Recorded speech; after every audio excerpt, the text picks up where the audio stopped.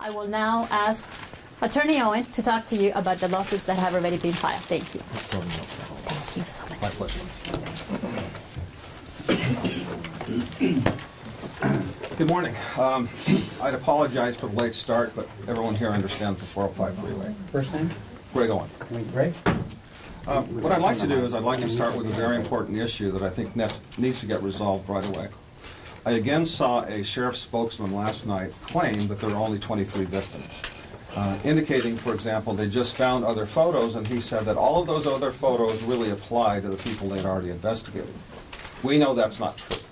The reason we know it's not true is because we have 3 children who have been victimized. We have photos of them with the perpetrator eating the cookies that were sent home. And none of them have been interviewed by either the school or the sheriffs. So 3 of our plaintiffs have not been interviewed. So that makes there at least 27. Now there's a process where you can find out who's involved in this. We do a lot of these cases. We do a lot of class actions. In those cases, it's very simple. We get the names and addresses and the last phone number, and we contact every single kid who's gone to that school or been in this perpetrator's class. In that way, people can respond. And I believe if those notifications go out, we'll find that there are many other students.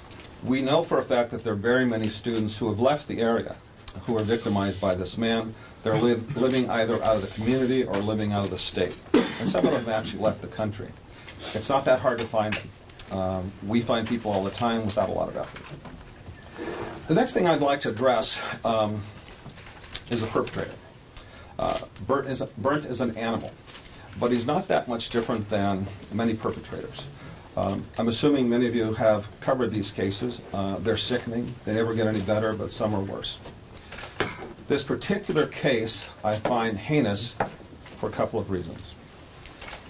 If you've seen the photographs of the little girls eating the cookies with the semen on top of the cookies and then dripping down on their chins, it made my wife cry and it made me cry. It's unimaginable. But I want you to think how sick this guy was. He took those photographs of the child and then sent them home. And some of these parents framed them and put them on their bookshelves up until this thing occurred, never knowing what the white substance was. The most important step a pedophile takes to be successful is grooming. And of course what they do is they choose a weak child, a quiet child, a child who doesn't receive a lot of attention, and then they start their job. What they do is they gain that child's confidence. They comment on the child. They make the child feel special. Then they start giving them presents. And we have photographs up here of the books and the various presents that he gave them. And each one has a note inside, a very personal note. He signs it in ways that would make him look like he's just a wonderful teacher. But then, this guy's really good, because there are only few pedophiles who do what he does, and that is he grooms the families. So what he does is he'll invite himself, or he'll get an invitation to a birthday party. This is a birthday party that shows the little girl, the perpetrator next to the little girl, and the mom sitting next to the little girl. During this entire period of time, he's molesting her daughter. We have many other photos like that, where he's at family functions with many of the kids. And again, you can imagine how the family feels when they realize they invited him into their home and what was happening at school. As I indicated, when he would send these letters to the children, or he would send these gifts, he would always put some sort of note inside. What we've done is we've put at the bottom his postmark to show it was sent by him. And, for example, so how are you? Hope you're having a nice vacation. I'm very happy you're my student. Surely, no teacher could have a nicer, more wonderful girl than you. Thanks again for the presents, cards, and nice things you wrote to me in Spanish. Merry Xmas, Mr. B. At the bottom it says, P.S., how are the babies doing? The babies are Madagascar cockroaches. What you have in the class? I mean, if you've ever seen them, they're about this big. And in some of the photos we have, he has the children bound with their hands behind them. He has them gagged with tape, and he has blindfolds on them. And then he places these cockroaches on their faces and takes photographs of them. So this is during vacation. So during vacation, he'll send, or the summer, he'll send 2, 3, or 4 notes to each of the children, making them feel special and looking forward to going back to class and playing these games with him. Now, what he also does, the reason he said that is he'll pick a special child, and he'll send the cockroaches home for the Christmas break or the summer, which again makes them feel very special, and they bring them back, and that's part of his process. These are a couple of more notes that he gave to other children, and one of the girls, he always referred to her as college girl. And my understanding is that no one had been to college in her class. Perhaps nobody had graduated high school. So he gave her confidence and made her feel good because he told her, no, you've got what it takes to go through college. Again, made her feel very special, and she'd do anything he asked. Next, please. So these are perhaps to me, they're the most disturbing photographs we have thus far. These have been blown up. You can't see the real detail.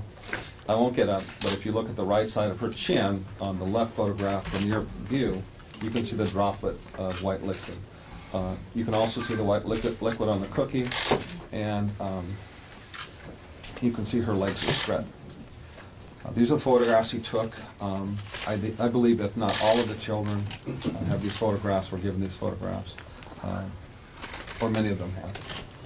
Down below, of course, is a photograph with 2 children he was molesting. It was at school, and the boy's got a wonderful smile there, and I guess they're having a great day.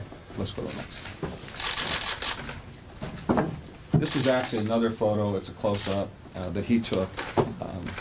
For whatever reason, his sick mind determined that he wanted to take that photograph. And again, in one of the books he gave College Girl, oh, no, I'm sorry. This one is on the back of the photograph when she was eating the cookie. And again, it was sent home. The parents looked at it and thought, wow, what a nice man. To give her a cookie with ice cream on it or something wonderful. And these particular family members did frame it, and they did put it in their living room on a shelf. They're very careful in their selection process. They pick the weaker children, the children that sometimes don't get the affection at home.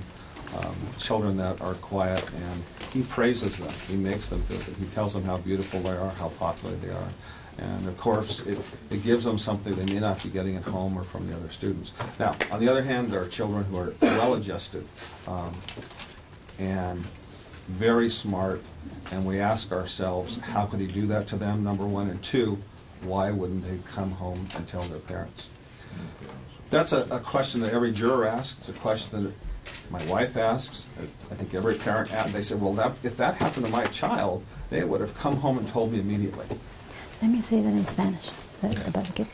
Y es importante que nuestra comunidad, al ver estos libros, al ver estos regalos, al ver la manera que él iba a visitar estas casas para los cumpleaños y llevaba regalos de esta índole, que se den cuenta que aunque no haya fotos, aunque no hayan hablado con sus niños, si esto existe en el hogar de ellos, regalos por parte de este individuo, ellos deben de buscar ayuda para que sus niños puedan conversar, ya sea con un doctor o con una psicóloga, para que puedan averiguar exactamente en la situación que se encuentran. No ignoren la situación porque nomás piensan que sus niños recibieron regalos, porque esto es evidencia definitiva de niños que sí han sido abusados.